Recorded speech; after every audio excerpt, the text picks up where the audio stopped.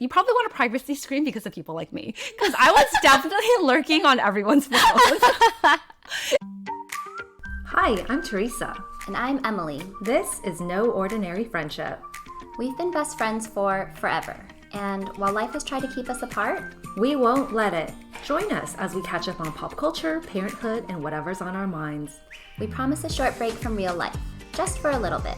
We all have our people. And now you are one of them. Okay. All right. Episode 21. Hi, Yay. Emily. Hello. Welcome back. Welcome back to me. Welcome back to your home. Welcome back, listeners. Yeah, today we're recording at my house, sitting on a comfy nugget that belongs to my kids. 2 nuggets, actually. Yes. Because we're devoted nugget people. Yes. Sponsor us. Okay, let's jump into it. Breaking news. Breaking news. Just had to share, we're basically TikTok famous now because over the weekend, Teresa posted our very first successful TikTok. So if you're on TikTok, look for us and check it out. But we got over 7,000 views, which is amazing for us. I was going to say, which is not a lot to anybody out there, to any influencer, but we've been in the 200 range for a very long time. Yes. Despite Emily's many efforts to post every single day. Yeah. I was slacking. And then but we that day when it happened, we went out and I was like, oh, people are looking at me because they probably saw my TikTok. Yeah, Victor did call you out on that, right? He's like, oh, there's something different about you now. You're a little bit more arrogant. Fame is getting to me. But it was hard because actually, even though I thought it was just like a silly little TikTok, there's some haters too. Yes, we've already gotten hate and So we're nobodies. we can't wait to respond to that hater. Yes. I mean, they're just sassy and we're going to be sassy back. Yeah, people are just really blunt on social media. Yeah. Is what we're learning. Yeah. We got to grow a thick skin. But it doesn't matter. I feel like everything's okay because we're doing it together. I think if it were just me, That's I would true. be like, ugh, those people. Because we have each other to support and Yeah. be like, don't listen to them. Yeah, for sure. I still love you.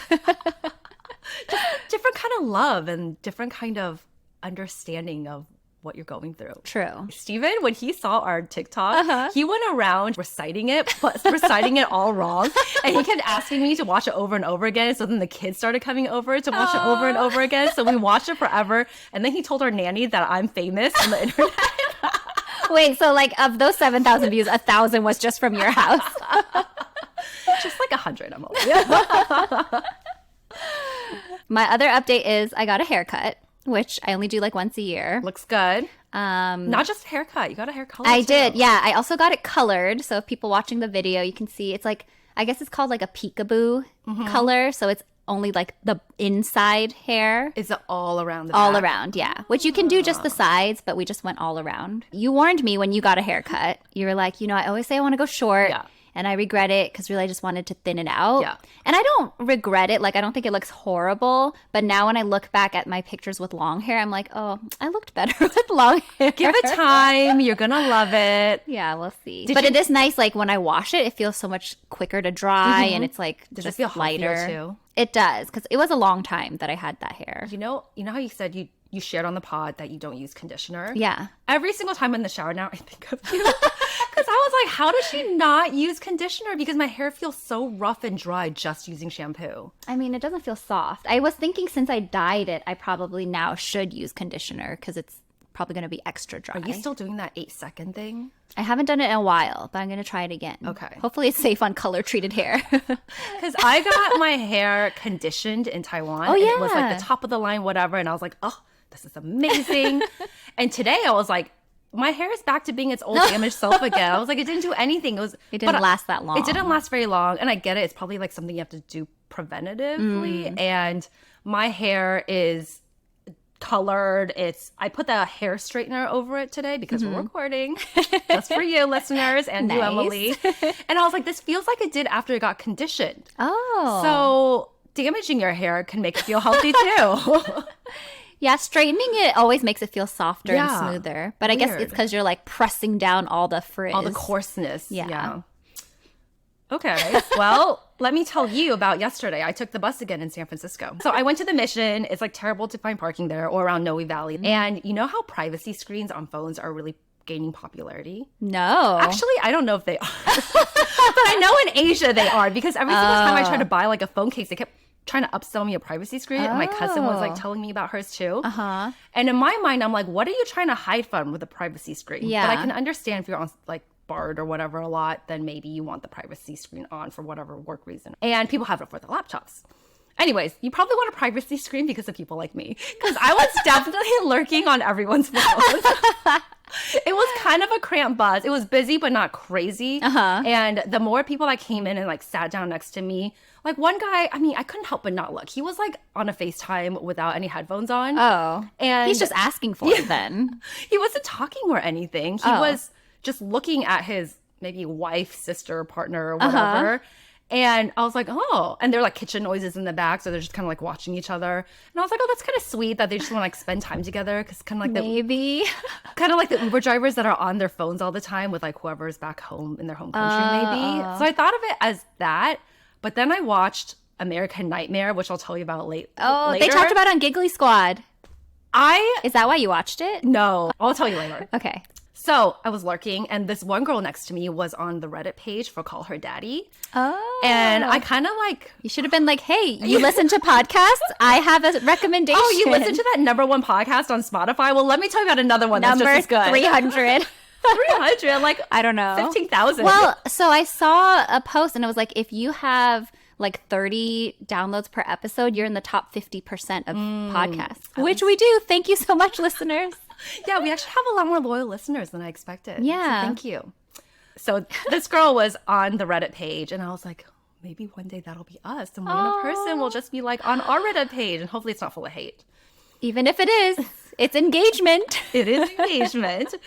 But yeah, maybe if you want somebody to like not lurk on your phone, don't do all this stuff on your phone on the bus. But it's okay. I'm like, I don't even know these people. Yeah. What are you going to, it's not like you're a hacker or like identity thief. Yeah. So I was just a little just judgy. curious. But I know they were judging me too. I'm sure people look at my phone all the time. I was like texting like crazy. Yeah. And they could read the whole thing. that reminds me of a random funny story. Like once I was on the bus, and you know I don't usually wear glasses, right? So one day Do you for some have reason I glasses? have glasses because one eye has like a little bit of nearsightedness, but I never wear them. Oh. But like if I were to take like a driver's test, like the vision one, my right eye can't see all the letters. Okay. But So you wear otherwise, glasses I think my during- left eye compensates. Okay. But yeah, so I have prescription glasses, but I don't wear them very much, especially now that I'm not working. Like sometimes when my eyes get tired, I'll put them Yeah. on. But anyway, one day for some reason I decided to wear glasses, and I think it was like more for fashion.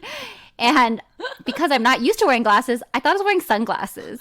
And you know when you're wearing sunglasses, you can like freely stare at people because Yes. they can't see your eyes. So I was doing that on the bus, and then like, at the end I realized, oh shit, I was not wearing sunglasses, so people could definitely Fully just see me transparent. staring. They're definitely talking about you on some podcast somewhere. Yes. Okay. All right, tell me about what happened at the Oscars. Oh, yes. So this will be old news by the time this episode comes out, but they just came out with all the Oscar nominations. And I think you heard partially, Ryan Gosling got a nomination for his role as Ken, but Margot Robbie did not get a nomination for her role as Barbie. Okay. And Greta Gerwig did not get a nomination for director. And Ryan actually released a statement saying he was disappointed because he was like, they are what make the movie. He was like, there is no Ken without Barbie. And like, I'm really disappointed in the Academy for this oversight. And then a lot of people, of course, are on his side too. Like, they agree. And I agree. Like, if you're going to give Barbie recognition, how can you not recognize Right. the main role? Right. It did get nominated for Best Picture overall, but just those two specific, like, individual. Well, who were the other like nominees in their category? 'Cause I didn't see. it's Maybe very there just different weren't enough or competitive something. pool. Yeah. Maybe. I don't know. But I mean, Barbie was such a crazy, Iconic. like, blockbuster that last year. How can they not get it in Yeah. their respective roles? But someone, I don't know if I have it handy, someone commented on one of the Instagram posts about it, and it was like, that decision was made by the patriarchy in the Dojo Mojo Casa house. And I loved it. Like, that should be a t-shirt or something. I'm sure it will be. I feel like the Oscars is always full of movies I've never really heard of. And Yeah. Barbie being such an iconic blockbuster almost makes it That's true. Not Like, appealing to that category. as much as I want to support Asian like film, Everything Everywhere All at Once was really weird.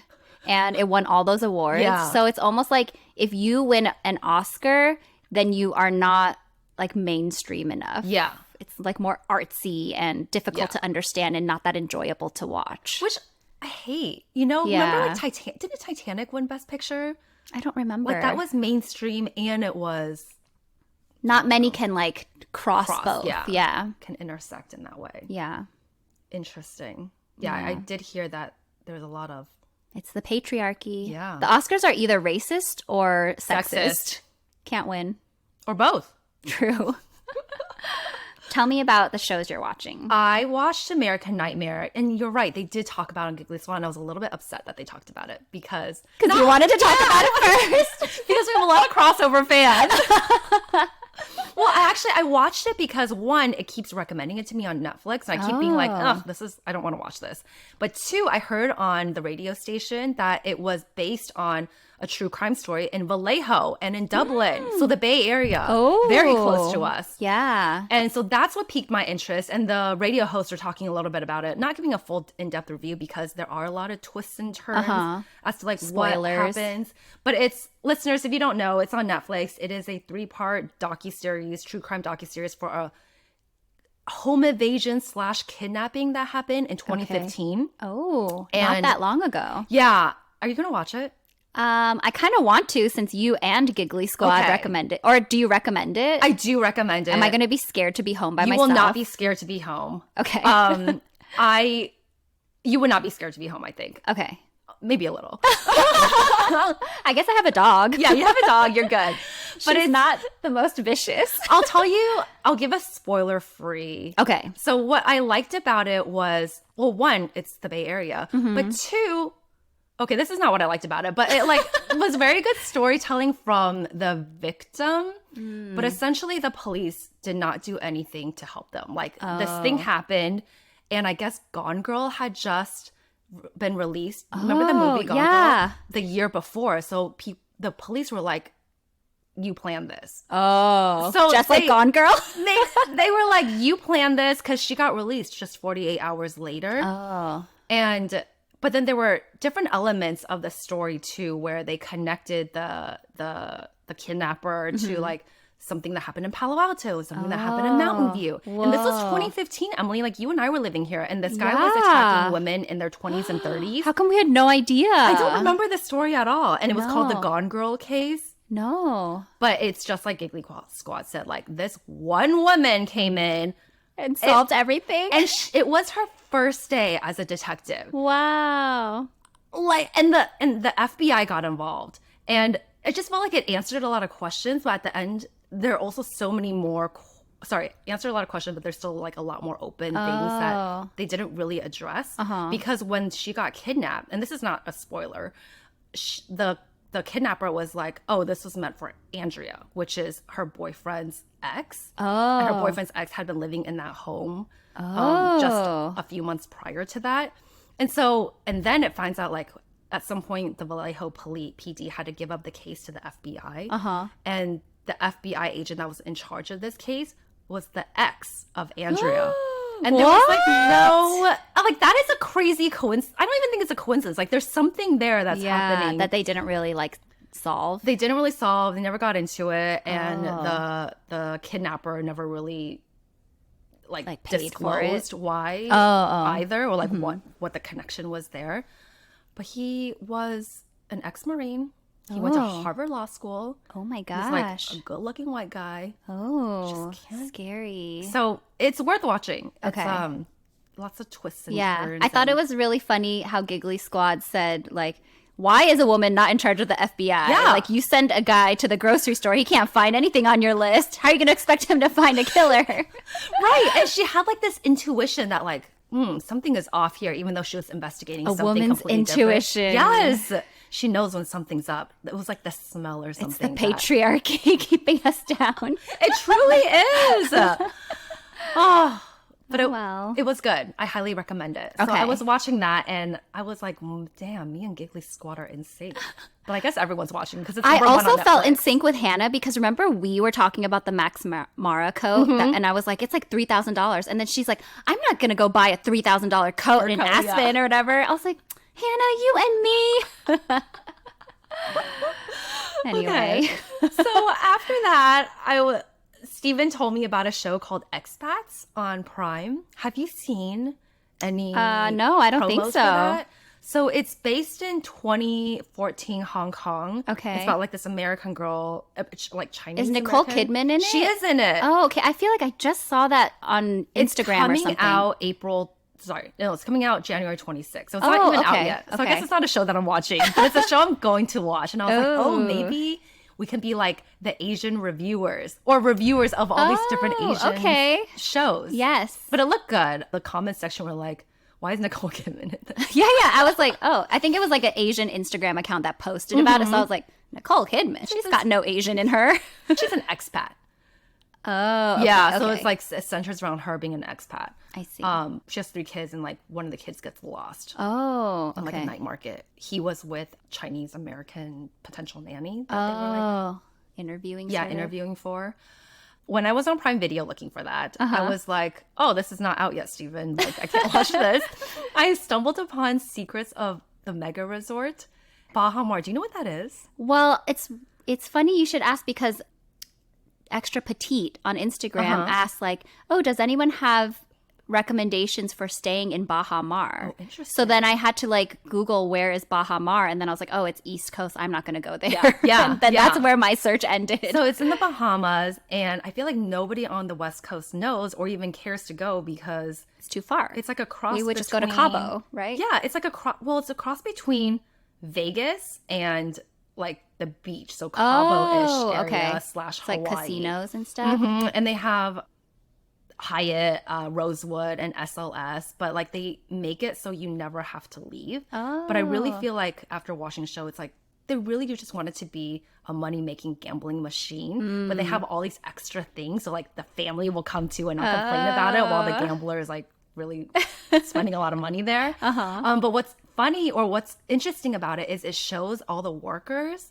and how they like logistically figure everything out for the millions of meals and all the prep and all the operations that they have to go through. And they basically have an entire underground city that gets It's kind of like a food from cruise pla- ship, Exactly. which I love. Which, cruise life. because they get shuttled in from across the island. I don't really know what that means. They feed them, and then they get shuttled back, and it just feels like a cruise ship. Like, and they do all the laundry for them. Oh wow. It's a machine. So if you're interested into logistics, I am, and I was for a while obsessed with like cruises. I was like, I want to go work on one. Yeah. And I even read a book about I can see you on a cruise ship, like someone who working. worked there, Yeah. like wrote like a behind the scenes sort of story, and there's like so much hooking up and all that because it's like a lot of young people from different countries.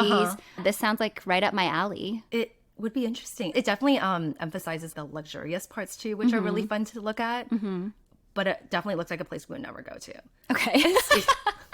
I looked into it because our friend moved to Texas, and I feel like she goes to Florida a lot more now. And when we saw how much it costs to get there, and then flights. when you actually get there, I feel like it's not that great. Is there a direct flight from here? To the Bahamas? Probably not. Yeah, see, I'm not doing that. Yeah. I'm always in awe of people who live kind of like middle America and don't have direct flights to places. Yeah. Because that would just be like a deal breaker, you know? Yeah. On our way back from Taiwan, Steven was like, I cannot believe people have connecting flights Yeah, to like especially other with parts kids. of the country. I get it Yeah. if you don't have kids. Like, I would probably do it then. Would you? If I have Still to. a lot. Yeah. Yeah. It would be okay. Yeah. Okay, I will tell you about the show that I'm watching, Singles Inferno, season 3. I don't think you'll watch it because it has subtitles. I'm so lazy. But Singles Inferno is a Korean show, and it's like a dating show. Yeah. I think I told you about the last season I watched. I think so. Was The that on the carousel? podcast? No, that was the Love After Divorce. Oh, okay. That was also Korean. But this one is, they have something called the Inferno, which is they're just like somewhere on an island, and they have like kind of... this one they made it even more inferno-y because like previous seasons it didn't seem like really that bad, but this season like their first meal they only got like raw carrots and canned chicken or something. Oh, so they're roughing it out there. Is this like Kind Survivor? of. I don't know how roughing it really is. I they think they're still look trying to really make good? it. Yeah, they all have like full makeup. They carry purses around this season. really? It's weird because you're like on a beachy island. Like, where are you gonna go? But then if you pair up with someone, you get to go to paradise. Oh. And paradise is like usually a really nice hotel. You get to like order whatever food you want, sleep in a hotel bed. nice. And only in Paradise can you ask certain questions. Like you can learn the other person's age, their occupation, stuff like that. Okay. So in Inferno, you're not allowed to talk about that stuff. So what can you talk about? I guess other stuff. Oh, is it so like you're less judgmental? Yeah. So unless you go to Paradise with someone, you might like find you really like them and then find out like, oh, they're way older or way younger than me, or like they have a weird occupation. I Right. don't know. Because I think maybe Koreans care a lot about like age and stuff like that. But this season, can I spoil for you? Yes, I heard it's very good. Yeah, listeners, if you're going to watch and you don't want it to spoil, just skip this part. But this season, I do feel like they upped their game because, first of all, in the first episode, they pair them off like right away. Like you have to pick someone. So a couple people go to Paradise, and then the next morning, they're like, you have to leave now. And basically, they immediately introduce like one of the pair to another person of the opposite sex. Okay. And you find out there were 2 Infernos. Oh. Yeah. So then after a while, they bring them all together. But that fact, like, it's really funny because one of the guys, he was like, I don't think I'm going to change my mind. Like, I'm pretty sure about you to the girl on the first night, which is like, you're kind of jumping the gun, right? You just met her. Yeah. He just wants to go to Paradise. and literally the next morning, he gets paired with another girl in the car. And he's like, I knew within 1 minute that like I would be interested in her. And I would not trust this guy at I don't trust him all. at all. He's done it like 3 times already. Every time a new girl is introduced, he's like, she is my type. Wait, is there an incentive for him to go with a new girl? Like, why doesn't he stick or stay loyal to the original There's no girl? incentive because I think the whole point is you want to pair with someone at the end. Oh, at the Like- end you get to go to Paradise? No, you get to go. I guess there's an incentive if he wants to go back to Paradise and have like the good life. But I think like they all are trying to find someone to match with. So Okay. it's like this balancing game because like you want to feel out like who might be interested in you, and if you're interested in someone, you want to like show them so they know. But then at the same time, sometimes you're like, oh, I want to keep my options open. But yeah, he's like definitely don't trust him because he changes his mind every time. And then there's this other girl who I call Crazy Eyes to Victor. Okay. Because she always goes like this and like looks down and opens her eyes really wide, but she just gives off a crazy vibe. Is that how she gets the guys though? Is that They, her, like, they say signature like that's move? her she's like, you know, targeting them. Right. But also she like gets upset at this guy who said he changes his mind because okay. he again was like acted like he was really into her. And she actually likes him. I think she likes him, and then she like went off on him. Then when she came out, she's like, I don't even remember what I said. It's like she blacks out because she's so mad. I get that. But yeah, it's funny because like you see people how fickle they are. And then there's this one girl who paired with another guy, and he's so nice. He's my favorite. And Victor said he's from the South, so he's like more, I guess, Timid? like not timid, but he's like more manly. Like some of the more like maybe like city guys are a little bit more feminine, Oh, you know, yeah, like yeah. that vibe. Yeah. But he just seems really honest, and like, so he told the girl that he was interested in, he's like, I'm only interested in you. There was a part where you can give a candy to whoever you are like somewhat interested in, and there's no limit. He only gave it to her, and she gave it to 4 of the 5 guys. So when he found out, of course he was hurt, right? Yeah. So then they throw a twist into the mix. A new girl comes like 3 days in or whatever. So everyone's like, whoa, what's happening? And then she picks him to go to Paradise Okay.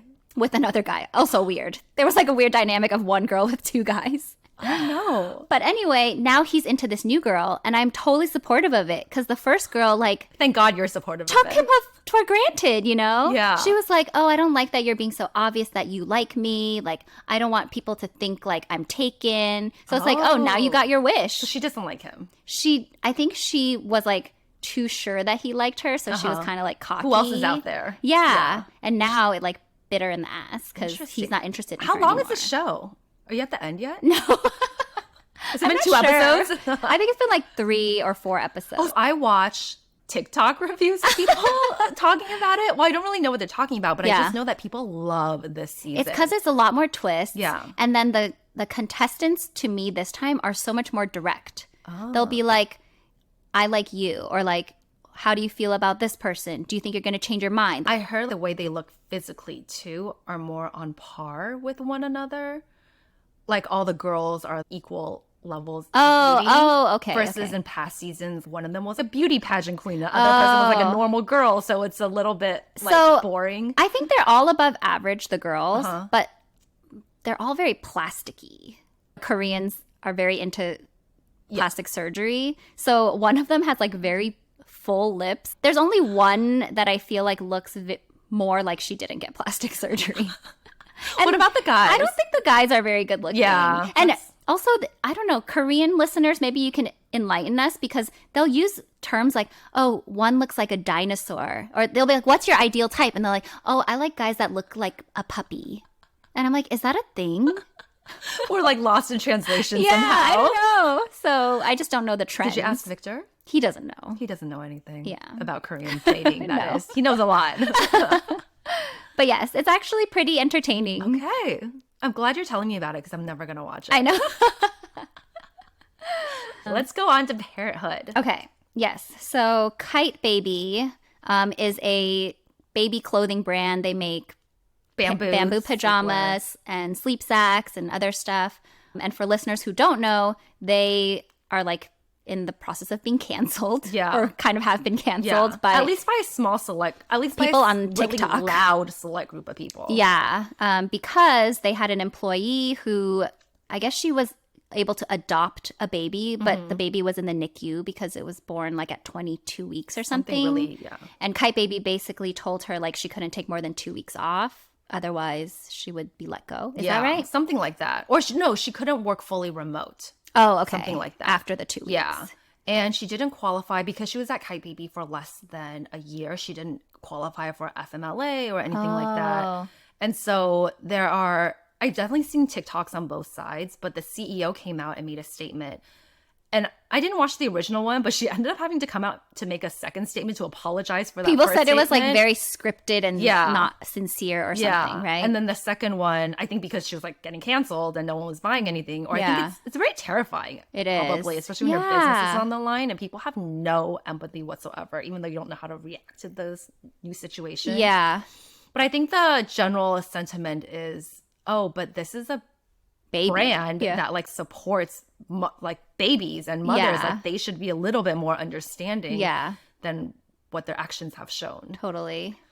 So I don't know. It seems like very outrageous, like what people are saying. Like people are like burning their I know. kite. There's videos of people taking the kite pajamas outside and just throwing it on their lawn. It's like you already paid. Like let's Yeah. not Now be- you're just wasting. Yeah. Now you're just not being eco-friendly whatsoever. Yeah. And I think, I mean, for me, obviously, I don't agree with their actions, but I'm sure like 90% of companies, that's how they treat the situation. Yes. They treat it as a head count, not a person, right? They're like, this is our policy. Unfortunately, I wish we could do more, but like, this is our policy. Yeah.